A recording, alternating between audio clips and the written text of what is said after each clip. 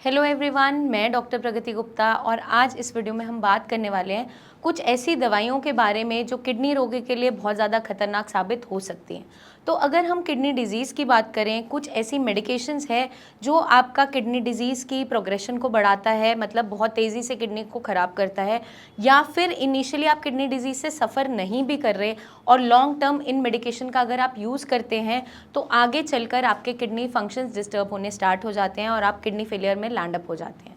तो सबसे पहला जो मेडिकेशंस का ग्रुप है वो है एंटीबायोटिक्स। एंटीबायोटिक्स अगर हम डॉक्टर की गाइडेंस में इस्तेमाल नहीं कर रहे हैं तो हमारी बॉडी पे उसका काफ़ी ज़्यादा नुकसान हो सकता है। बहुत से ऐसे क्लासिफिकेशन ऑफ ड्रग्स हैं, हेवी एंटीबायोटिक्स हैं जो आपकी किडनीज़ को हार्म कर सकती हैं। तो जितनी भी एंटीबायोटिक्स है जिसके लास्ट में आप देखते हैं CIN जो सिन है वो ऐड ऑन होता है, वो आपको अवॉइड करनी होती है। और अगर डॉक्टर्स प्रिस्क्राइब भी कर रहे हैं तो लॉन्ग टर्म अपनी मर्ज़ी से उसका इस्तेमाल नहीं करना है। जैसे कि आप बहुत लंबे समय तक कई बार एंटीबायोटिक्स यूज़ करते रहते हैं, कुछ भी सर्दी खांसी ज़ुकाम हुआ या कहीं पे कोई घाव बना तो आपने बिना डॉक्टर की गाइडेंस के आपने केमिस्ट से दवाई ले ली और वहाँ पे आपकी किडनीज़ पे उसका नुकसान देखने को मिल जाता है। कुछ मेडिकेशंस ऐसी लंबे टाइम तक चल रही होती हैं जिन लोगों को रिकरेंट यूटीआईज बन रहे होते हैं, उस कंडीशन में भी हेवी डोज ऑफ एंटीबायोटिक्स भी आपकी किडनीज़ को और ज़्यादा नुकसान पहुंचा सकती है। तो हमेशा अपने डॉक्टर की कंसल्टेशन लेते हुए ही एंटीबायोटिक्स का यूज़ करें। बिना प्रिस्क्रिप्शन के ओवर द काउंटर ड्रग्स का इस्तेमाल आपको नहीं करना है। सेकेंड जो आपकी क्लासिफिकेशन ऑफ ड्रग्स आ जाती है वो है NSAIDs, जो है आपकी non steroidal anti inflammatory drugs, जिसके अंदर आपकी पेन किलर्स की क्लासिफिकेशन आती है। चाहे आपके जितने भी सॉल्ट्स ऑफ डाइक्लोफेनाक हो या आइबुप्रोफेन है या फिर आपका निमोसलाइड है, इसका इस्तेमाल हमें अपनी मर्ज़ी से बिल्कुल भी नहीं करना है। अगर डॉक्टर ने प्रिस्क्राइब किया है तो वो शॉर्ट टर्म यूज़ के लिए करते हैं, कभी भी वो एडवाइस नहीं करते कि लॉन्ग टर्म आप इसका इस्तेमाल करें। क्योंकि कभी कभार क्या होता है, पेशेंट के लिए डॉक्टर ने एक प्रिस्क्रिप्शन बनाया, अब पेशेंट को जब भी कभी दर्द होता है, घुटने में दर्द, कमर में दर्द, सर में दर्द या कहीं भी बॉडी एक हो रहा है, उन्होंने एक हैबिट बना ली है कि ये डॉक्टर ने पर्चे में लिखा था, अब ये मैं दवाई दोबारा से खा लेती हूँ या खा लेता हूँ। और वो लॉन्ग टर्म उसका इस्तेमाल रिकरेंसी के साथ कर रहे होते हैं, मतलब बार बार कर रहे होते हैं। डॉक्टर ने तो आपकी बीमारी को क्योर करने के लिए वो दवाई शॉर्ट पीरियड के लिए लिखी थी, हफ्ता 10 दिन हो सकता है या मे बी 15 दिन हो सकता है, बट आपने उसका ओवर यूज़ करने की वजह से अपनी बॉडी के जो भी वाइटल ऑर्गन्स हैं उनको ख़राब करना स्टार्ट कर दिया। तो कभी भी ओवर द काउंटर केमिस्ट से दवाई आपको ऐसे नहीं लेनी है, अपने डॉक्टर से गाइडेंस ज़रूर लें, तभी मेडिकेशंस का यूज़ करें। और जितने भी किडनी फेलियर के पेशेंट हैं जो अब इस कंडीशन में आ गए हैं जहाँ यूरिया क्रिएटिनिन बढ़ रहा है, प्रोटीन लॉस हो रहा है, उन्हें कम्प्लीटली इन पेन किलर से बचना है, बिल्कुल भी इस्तेमाल नहीं करना है। थर्ड क्लासिफिकेशन ऑफ ड्रग्स जो हमारी आ जाती है वो है मूड स्टेबलाइजर्स या फिर एंटी डिप्रेसेंट्स। एंटी डिप्रेसेंट्स अगर लॉन्ग टर्म इस्तेमाल हो रहे हैं तो वहाँ पर भी वो नेफ्रोटॉक्सिक इन नेचर होते हैं, आपकी किडनीज़ को हार्म पहुँचाते हैं। तो आप डॉक्टर से गाइडेंस ज़रूर लें और कभी कभार अगर लॉन्ग टर्म उसका इस्तेमाल लिख दिया है किसी डॉक्टर ने तो दूसरा ओपिनियन ज़रूर लें, काउंसलिंग की तरफ जाएं, अपने लाइफस्टाइल को सुधारें। क्योंकि आपकी जो कंडीशन बन रही है, मूड चेंजेस आ रहे हैं, उसके पीछे कई सारे रीजंस देखने को मिल सकते हैं। कई बार कोई ना कोई ऐसे डिजीजेस बन रहे होते हैं बॉडी के अंदर, या हार्मोनल इम्बैलेंसेस बन रहे होते हैं मेल्स में, फीमेल्स में, या गट उतना अच्छा नहीं रह रहा होता है, कोलाइटिस बन रहा होता है, जिसकी वजह से आपको ये सारे चेंजेस देखने को मिल रहे होते हैं, या मोनोटोनस लाइफस्टाइल की वजह से आप डिप्रेशन में लैंड अप हो रहे होते हैं। तो हम काफ़ी सारे लाइफस्टाइल चेंजेस लेकर आकर इन मेडिसिन से बच सकते हैं। तो हमें इन सब चीज़ों से दूर रहना है और बच कर रहना है। नेक्स्ट आपका जो आ जाता है क्लासिफिकेशन ऑफ ड्रग्स वो है PPIs, जो है प्रोटोन पंप इनहिबिटर्स।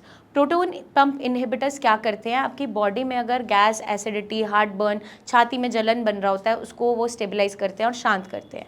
लेकिन अगर हम इसकी आदत बना लेते हैं, लॉन्ग टर्म इस्तेमाल कर रहे होते हैं, तो ये भी नेफ्रोटॉक्सिक इन नेचर होते हैं, मतलब किडनी को नुकसान पहुंचाते हैं, उसकी फंक्शनिंग को हैम्पर करना स्टार्ट कर देते हैं। तो कभी भी गैस की गोली ऐसे आदत नहीं बना लेनी है कि हमें खानी है। कुछ लोगों की हैबिट हो जाती है कि कभी भी थोड़ा सा पेट में हल्का सा ब्लोटिंग हुआ, गैस बनी, जलन सी बनी छाती में, तो फटाफट एक पिल पॉपअप कर लेते हैं। तो हमें ऐसा नहीं करना है। अगर कोई भी ऐसी परेशानी बन रही है, कॉन्टिन्यूस बन रही है, तो आपको सबसे पहले ज़रूरी है अपने खान पान को बदलना, अपने लाइफस्टाइल को बदलना, मोबिलिटी लेकर आना, चलना फिरना शुरू करना, खाने को लाइट करना, फाइबर ऐड ऑन करना, पानी की मात्रा अच्छा रखना, ताकि आपका गट हेल्दी रहे। अब पेट में जो डिस्टर्बेंस बनती है, गैस एसिडिटी क्यों बनती है? अगर आपका मोशन क्लियर नहीं हो रहा तो, या आप ओवर ईटिंग कर रहे हैं, एक खाना खाया दोबारा भूख नहीं लगी फिर से खा लिया, या फिर हम डीप फ्राइड आइटम्स, बहुत मसालेदार चीज़ें, मिर्ची मसाला ज़्यादा खा रहे हैं तो भी ऐसा देखने को मिल सकता है, खट्टी चीज़ों का यूज़ ज़्यादा कर रहे हैं तो भी मिल सकता है, या नींद प्रॉपर नहीं है तो भी मिल सकता है। तो आपको रीज़न ढूंढना बहुत इंपॉर्टेंट है। सीधा गैस की गोली नहीं खानी है, तो अपने हमेशा रूट कॉज पे ज़रूर काम करें। और उसके अदर ऑल्टरनेटिव्स बहुत है। अगर आपको कॉन्टिन्यूस ब्लोटिंग, एसिडिटी बनती रहती है तो आप अपने खाने के अंदर सौंफ, अजवाइन, हींग, अदरक की मात्रा थोड़ी थोड़ी बढ़ा दीजिए। तो इसके रहते हुए भी आपकी डाइजेशन बेटर होगी, सुधर जाएगी। और अपना जो डेली एक्टिविटी है, चलना फिरना बढ़ा दोगे, एक्सरसाइजेस बढ़ा दोगे तो आपकी प्रॉब्लम वैसे ही सॉल्व हो जाती है, आपको दवाई लेने की ज़रूरत नहीं बनती। और जो पेशेंट्स किडनी फेलियर से सफ़र कर रहे हैं उनको तो ये मेडिकेशन का यूज़ बिल्कुल नहीं करना। नेक्स्ट क्लासिफिकेशन ऑफ ड्रग्स आपके आ जाते हैं कीमोथेरेपी ड्रग्स। बट जो कीमोथेरेपी ड्रग्स हैं उसको हम जब डॉक्टर आपको प्रिस्क्राइब कर रहे हैं तो हम उस टाइम पे नहीं रोक सकते, लेकिन वो भी नेफ्रोटॉक्सिक इन नेचर होती है।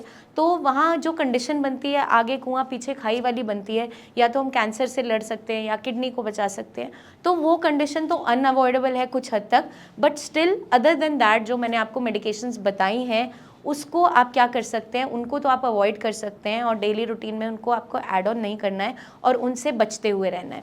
उससे ज़्यादा जो ये आपने सारी मेडिकेशन की क्लासिफिकेशन अभी सुनी है, उससे ज़्यादा खतरनाक आपका क्या है? आपका बढ़ता हुआ ब्लड प्रेशर, बढ़ते हुए शुगर वैल्यूज़, बढ़ता हुआ कोलेस्ट्रॉल, ये सारी की सारी चीज़ें अगर मेटाबॉलिक डिसऑर्डर्स आप मैनेज कर लेते हो, लाइफस्टाइल डिसऑर्डर्स आप मैनेज कर लेते हो, डायबिटीज़ से बच के रहते हो, हाइपरटेंशन जो आपका आ गया है, बीपी बढ़ता चला जा रहा है, उसको कंट्रोल में रखते हैं, तो ऑटोमेटिकली आपकी किडनी सेफ रहती है। तो हाइड्रेशन का प्रॉपर ध्यान रखना है, ना ओवर हाइड्रेशन करना है, मतलब पानी की मात्रा बहुत ज़्यादा एक्सेस में भी नहीं लेनी, ना डिहाइड्रेशन में रखना है अपनी बॉडी को, मतलब पानी बहुत ही कम हम पी रहे हैं। तो इस चीज़ का भी खास ध्यान रखना है क्योंकि इसका रोल भी आपकी किडनीज़ की फंक्शनिंग पे आता है। तो जितना भी लोड आपकी किडनीज़ पे आएगा ओवर हाइड्रेशन से भी आएगा, और अगर डिहाइड्रेशन के अंदर आपकी बॉडी है तो उस कंडीशन में भी आपकी किडनी फंक्शनिंग हैम्पर होती है। तो आपको इन सारी चीज़ों का भी साथ में ध्यान रखना बहुत ज़रूरी है।